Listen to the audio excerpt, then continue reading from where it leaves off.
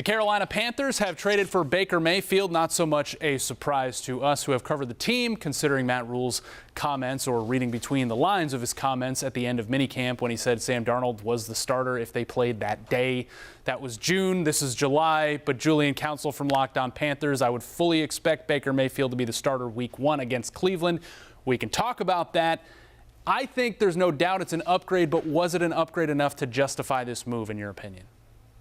I think so. Only giving up a conditional 5th-round pick in 2024 and only paying $5 million of his salary when the team reportedly only wanted to pay about $3 or $5 million. Cleveland was willing to go halfway. Well, they paid $10.5 million of this. So the Panthers, I think, made out pretty well for Baker Mayfield. I was one of the people that didn't necessarily want to see them give up any assets. But in this situation, I think it goes to a 4th-round pick if he plays 70% of the snaps this upcoming season, which I expect to happen unless he's injured. I think it was the right move for Carolina. They had to do something.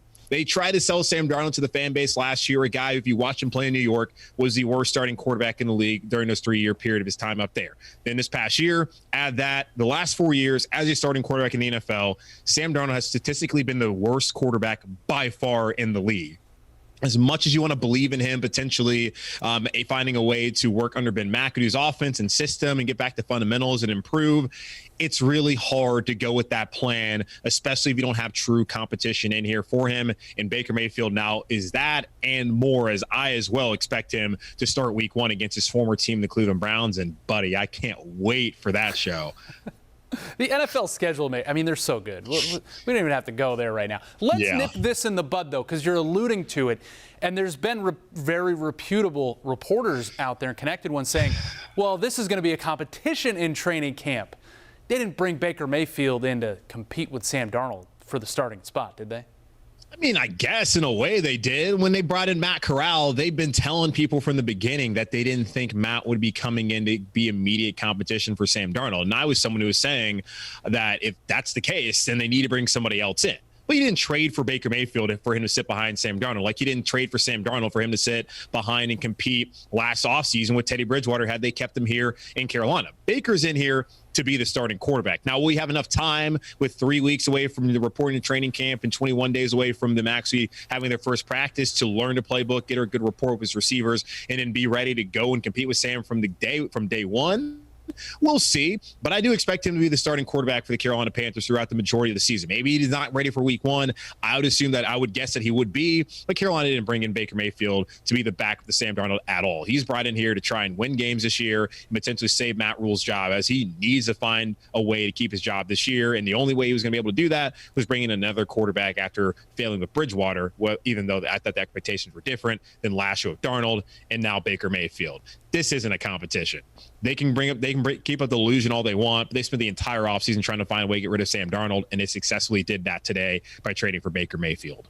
All right, one more thing about Darnold, Julian. Can the Panthers find a way to move off of, him, some of his contract? Should they just keep him as a backup? I mean, he's owed still the 18.8 whatever million that Baker Mayfield was on that option year before that all got reconfigured.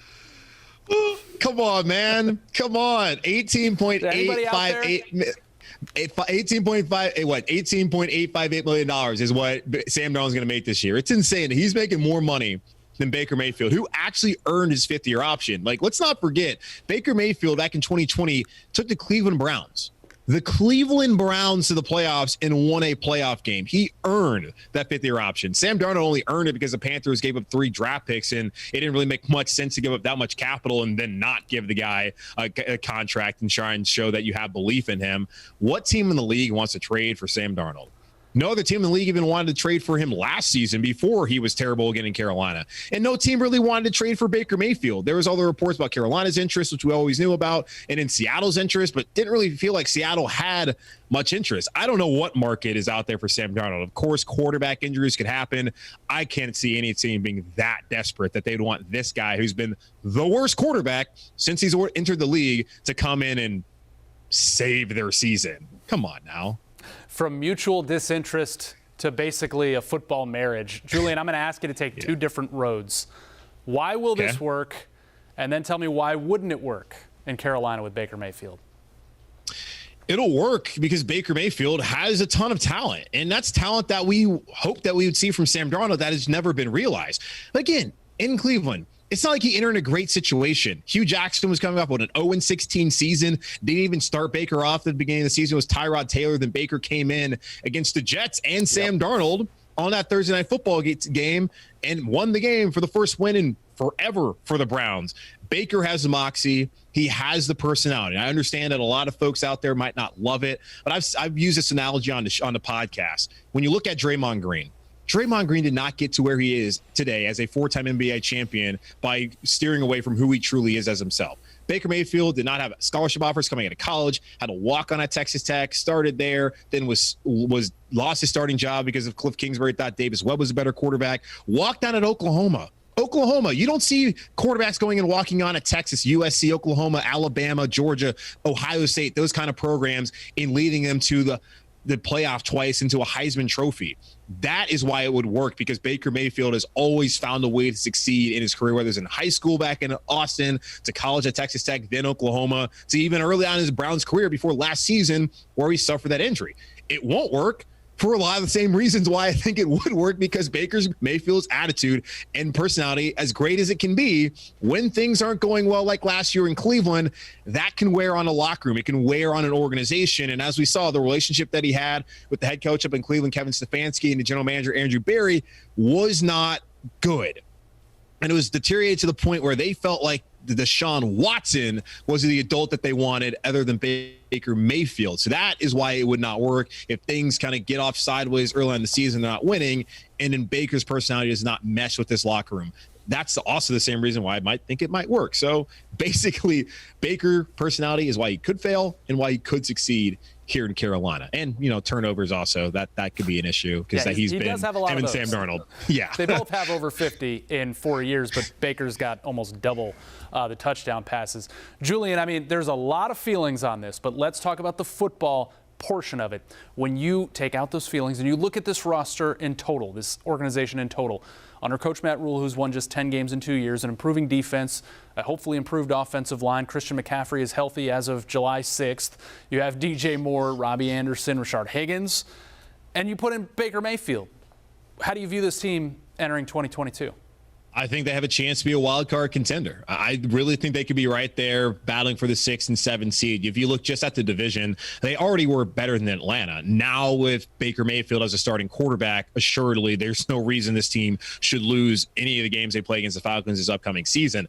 And when you look at New Orleans, they can, at the very least, get a split. They might be better than the Saints. The Saints have a really good roster. They have their same questions there about their long-term stability at quarterback with Jameis Winston. He's someone that I still like. I like Baker Mayfield as well. So they're right there, neck and neck with the Saints. I still think they're behind Tampa Bay, but I really feel like this team has an opportunity to be a playoff team. The defense, as we saw last season with the young core of Brian Burns, who's a Pro Bowler for the first time in his career, likely going to be headed that way once again if he can stay healthy, and Jeremy Chin, Shaq Thompson emerging as a leader, J.C. Horn healthy for a full season, Dante Jackson back, and you're hoping that Yetur Gross-Matos and Derek Brown, those two 2020 draft picks, can finally step up and show the potential that they had coming out of college. I like the defense. You look at special teams now with Chris Tabor as special teams coordinator, who perennially put out top 10 units out back in Chicago. You have Zane Gonzalez back, then you add Johnny Hecker, a former All-Pro at punter, and Andre Roberts, an All-Pro kick returner. Offensive line, as you said, projects to be really good this year. McCaffrey can still healthy. Wide receivers, can someone like a Terrace Marshall step up and give DJ Moore some help? This team is a lot. They always looked like they were close. I never felt like they were a quarterback away from being a Super Bowl contender, but they were a lot closer than a lot of fans out there on social media kind of acted when you looked at the Carolina Panthers. I absolutely think this team can be a playoff team this upcoming season, as long as they get the Baker Mayfield that we saw back in 2020 in Cleveland. All right, Julian Council, this guy is pumping out Panthers podcasts, takes on Baker Mayfield between rounds and Hilton Head. Buddy, whatever number you're chasing this weekend, I surely hope you find it after all this hard work. Yeah, seriously, man. The good thing is, though, like yesterday, I took a day trip down to Savannah. Tomorrow I'm going to Defusky Island. So I would have been not in communication the last few days. So at least when I've been saying it for weeks, people ask me when's this going to happen? Well, I go on vacation in a week, so it's probably going to happen then. Yep. Well, it happened, and at least it happened at the right time so that I could join you and, talk about these Panthers as, hey, I'm now pretty excited about the 2022 season. I don't know about you and everyone else out there in Charlotte. Yeah, again, mutual disinterest to, hey, some interesting stuff going on with Carolina. Julian Council, Locked On Panthers, thanks for joining us.